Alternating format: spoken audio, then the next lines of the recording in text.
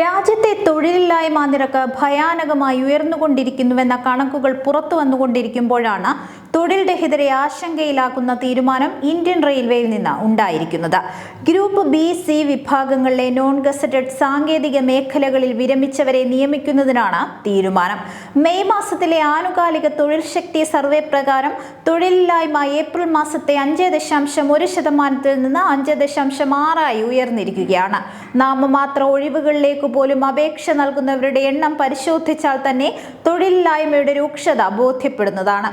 റെയിൽവേയിലെ കാര്യം തന്നെ എടുക്കുക. ലോക്സഭയിൽ കഴിഞ്ഞ വർഷം നൽകിയ മറുപടി അനുസരിച്ച് സാങ്കേതികേതര തസ്തികകളിൽ 1,30,581 പേരെ നിയമിക്കുന്നതിനുള്ള നടപടികൾ 2022 ആരംഭിച്ചപ്പോൾ ലഭിച്ച അപേക്ഷകളുടെ എണ്ണം 2.38 കോടിയായിരുന്നു. ആദ്യഘട്ട പരിശോധന പൂർത്തിയാക്കിയപ്പോൾ 2.36 കോടി പേരാണ് പ്രവേശന പരീക്ഷയ്ക്ക് യോഗ്യത നേടിയത്.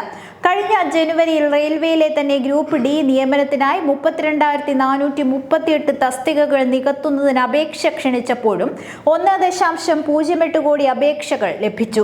Track maintainer, assistant പോയിന്റ്സ്മാൻ, mechanical, electrical തുടങ്ങിയ സാങ്കേതിക തസ്തികകൾ ഉൾപ്പെടെയുള്ള ഒഴിവുകളായിരുന്നു ഇവ. സാങ്കേതിക വൈദഗ്ധ്യമുള്ള തൊഴിലില്ലാപ്പടയുടെ സ്ഥിതിയാണ് ഇതിലൂടെ ബോധ്യമാകുന്നത്. ഈ ഉദാഹരണങ്ങളിൽ നിന്നു തന്നെ തൊഴിലില്ലായ്മയുടെ തീവ്രത വ്യക്തമാകുന്നതാണ്. ഇത്രയും ഗുരുതരമായ സാഹചര്യമുള്ളപ്പോഴാണ് നിലവിലുള്ള ഒഴിവുകളിലേക്ക് വിരമിച്ചവരെ പുനർനിയമിക്കുന്നതിന് റെയിൽവേ ബോർഡ് തീരുമാനിച്ചിരിക്കുന്നത്. നിയമനം നടത്തുന്നതിന് റെയിൽവേ ഡിവിഷണൽ മാനേജർമാരെ അധികാരപ്പെടുത്തുന്നതിനുള്ള മാർഗരേഖ റെയിൽവേ ബോർഡ് തയ്യാറാക്കിയിരിക്കുകയാണ്. വിരമിക്കുന്നതിന് തൊട്ടു മുൻപ് വാങ്ങിയിരുന്ന വേതനത്തിനാണ് പുനർനിയമനം. കരാർ അടിസ്ഥാനത്തിലുള്ള പുനർനിയമനത്തിന് 65 വയസ്സ് വരെയാണ് പരിഗണിക്കുകയെങ്കിലും പിന്നീട് കായികക്ഷമത, പ്രവർത്തന മികവ് എന്നിവ പരിഗണിച്ച് കാലാവധി നീട്ടി നൽകുമെന്നും നയരേഖയിലുണ്ട്.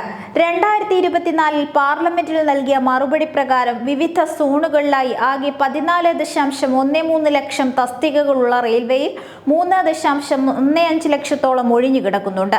ഇതിൽ 53,000-ലധികം സുരക്ഷാ ജീവനക്കാരുടെ ഒഴിവുകളാണ്. പ്രതിരോധം, തപാൽ, മറ്റു വകുപ്പുകൾ എന്നിവയുൾപ്പെടെ 15 ലക്ഷം തസ്തികകളാണ് നിയമനം നടക്കാതെ കിടക്കുന്നത്. അതുപോലെ ബാങ്കുകൾ ഉൾപ്പെടെ പൊതുമേഖലാ സംരംഭങ്ങളിൽ ഏകദേശം 10 ലക്ഷം തസ്തികകൾ നികത്താതെയുണ്ട്. ഇത്രയും തസ്തികകളിൽ നിയമനം നടത്താത്തത് തൊഴിൽരഹിത യുവാക്കളുടെ പ്രതീക്ഷയ്ക്ക് മങ്ങലേൽപ്പിക്കുക മാത്രമല്ല ചെയ്യുന്നത്, സംഭരണാനുകൂല്യത്തിലൂടെ തൊഴിൽ ശക്തിയിലേക്ക് വരേണ്ട പാർശ്വവൽകൃത വിഭാഗങ്ങളുടെ അവസര നിഷേധത്തിനും കാരണമാകുന്നുണ്ട്.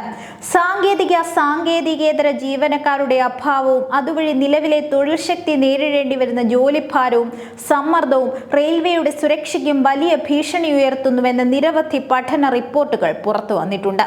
12 മുതൽ 14 മണിക്കൂർ വരെ ജോലി ചെയ്യേണ്ടി വരുന്നതിനാൽ അമിത ജോലി സമയം കുറയ്ക്കണമെന്നും വിശ്രമം അനുവദിക്കണമെന്നും ആവശ്യപ്പെട്ട് ലോക്കോ പൈലറ്റുമാർ രംഗത്തു വന്നിരുന്നുവെങ്കിലും അനുവദിക്കുന്നതിന് അധികൃതർ തയ്യാറായില്ല. ജീവനക്കാരുടെ എണ്ണക്കുറവും നിയമനത്തിന് കാലതാമസം നേരിടുന്നതുമാണ് ഇതിന് കാരണമായി പറഞ്ഞിരുന്നത്. അവർ തന്നെയാണ് സ്ഥിര നിയമനത്തിൽ അലംഭാവം കാട്ടുന്നതെന്ന വൈരുദ്ധ്യവുമുണ്ട്. വിരമിച്ചവരെ നിയമിച്ച് പ്രശ്നപരിഹാരത്തിനുള്ള ശ്രമം സുരക്ഷാ സങ്കല്പങ്ങളോടുള്ള കേന്ദ്ര സർക്കാരിന്റെ നിഷേധാത്മക സമീപനവും വെളിപ്പെടുത്തുന്നുണ്ട്.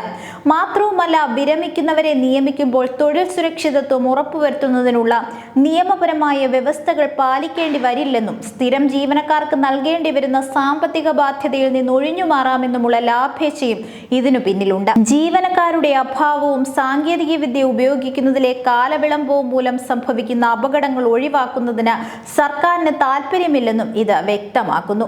അപകടങ്ങൾ സംഭവിച്ചാൽ യഥാർത്ഥ കാരണങ്ങൾ കണ്ടെത്തി പരിഹരിക്കുന്നതിനു പകരം താഴെത്തട്ടിലുള്ള ചില ജീവനക്കാരെ പുറത്താക്കി കൈ കഴുകുന്ന സമീപനമാണ് റെയിൽവേ സ്വീകരിക്കാറുള്ളത്. ഈ സാഹചര്യം നിലനിൽക്കുമ്പോഴാണ് വിരമിച്ചവരെ ഉപയോഗിച്ച് മുന്നോട്ടു പോകാനുള്ള തീരുമാനം ഉണ്ടായിരിക്കുന്നത്. അത് സുരക്ഷയെക്കുറിച്ച് കൂടുതൽ ആശങ്കകൾ സൃഷ്ടിക്കുകയാണ് ചെയ്യുന്നത്.